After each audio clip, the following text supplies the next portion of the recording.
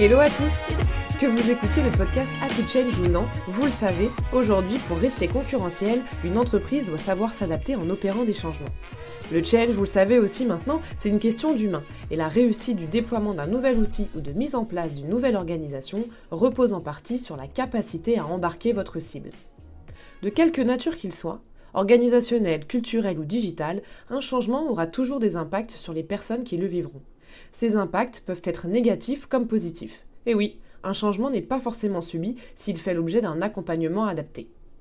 Dans un projet de change, il est important d'essayer de mesurer cet impact pour adapter la stratégie de change, anticiper et réduire les résistants. La réduction des résistants est notamment ce qui facilitera l'adoption. L'analyse d'impact s'inscrit généralement dans le diagnostic réalisé afin d'avoir les clés pour construire la stratégie de change et définir les actions à mettre en place pour l'adoption du projet à venir. L'analyse d'impact peut amener jusqu'à la suspension ou l'annulation d'un projet. Pour bien identifier les différents impacts, il faut les analyser sur différents axes. Aujourd'hui, dans How to Change, on va remplir votre boîte à outils d'acteurs du changement en vous parlant de la méthode d'analyse d'impact OMOC. Le principe de l'OMOC est d'analyser l'impact de la conduite du changement en fonction des cibles identifiées selon les 4 axes suivants. O pour outils, où l'ensemble des instruments, systèmes d'information, machines, etc., utilisés par le collaborateur dans son travail. Par exemple, l'arrivée d'un nouveau CRM.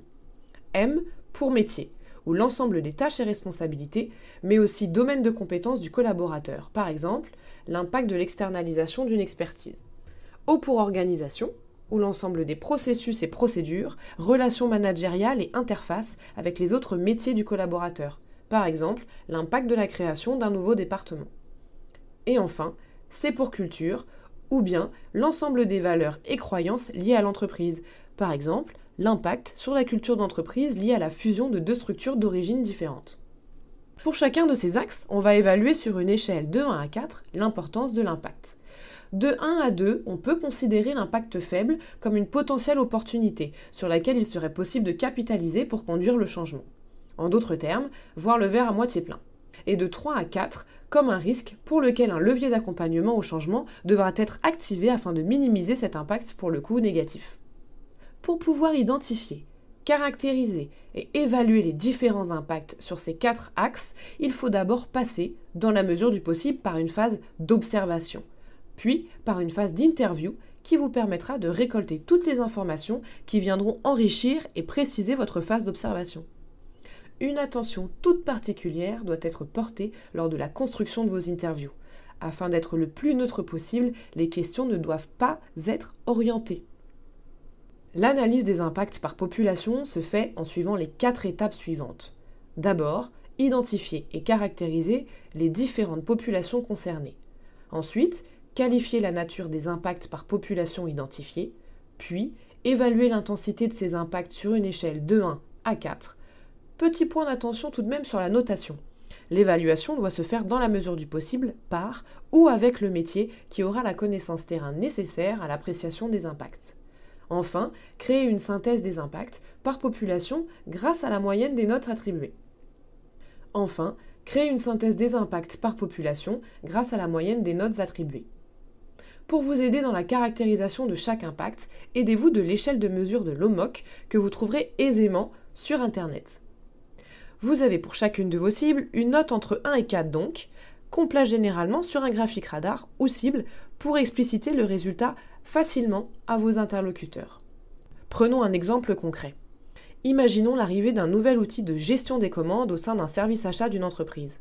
Cet outil permet de réaliser l'ensemble des étapes de la demande de devis, au paiement, jusqu'à la gestion de la facturation. L'impact outil est alors évident. Niveau 3. L'impact métier peut être classé niveau 3 avec la nécessité de développer de nouvelles compétences.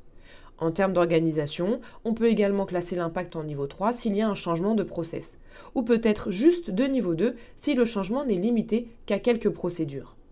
En termes de culture, par contre, dans ce cas de figure, l'impact sera sûrement plus faible. Une fois le niveau de l'impact déterminé pour chaque cible, on peut alors se rendre compte que sur certaines catégories d'impact, les résultats se rejoignent pour certains types d'utilisateurs finaux. Vous déterminerez alors si les leviers de change peuvent être les mêmes ou non. Comme évoqué au début de cet atout, pour les impacts faibles, vous pouvez en faire des forces et vous appuyer dessus pour faciliter l'adoption. Par exemple, la centralisation de gestes-outils sur un seul et même parcours dans un outil unique peut être présentée comme un gain de temps dans un process de demande de devis et de validation de commande. Je m'explique. Moins de clics, centralisation des informations, gestion plus simple d'un process de bout en bout. Il faudra bien évidemment accompagner les end-users sur ces nouveaux gestes, mais la perspective de gain de temps et de facilitation de process doit être mise en avant.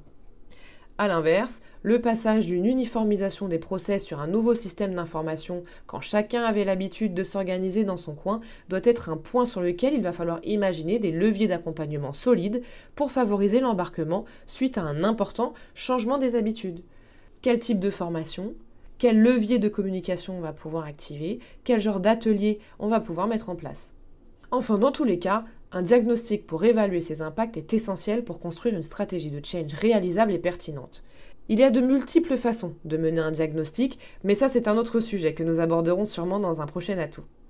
Si vous voulez avoir des billes sur cette première phase de prise d'information et connaissance de votre cible, n'hésitez pas à écouter notre épisode de septembre avec Adeline Fedrizzi sur l'UX et le change. Et puis dans cet atout, nous faisons aussi référence à la réduction des résistants. Si vous souhaitez en savoir plus, je vous renvoie vers l'épisode avec Arnaud Tonnier qui traite de ce sujet. Chères auditrices, chers auditeurs, c'est tout pour aujourd'hui. Nous espérons que ce nouvel épisode en format court vous a plu et qu'il vous permettra d'ajouter un nouvel atout dans votre manche d'acteurs du changement.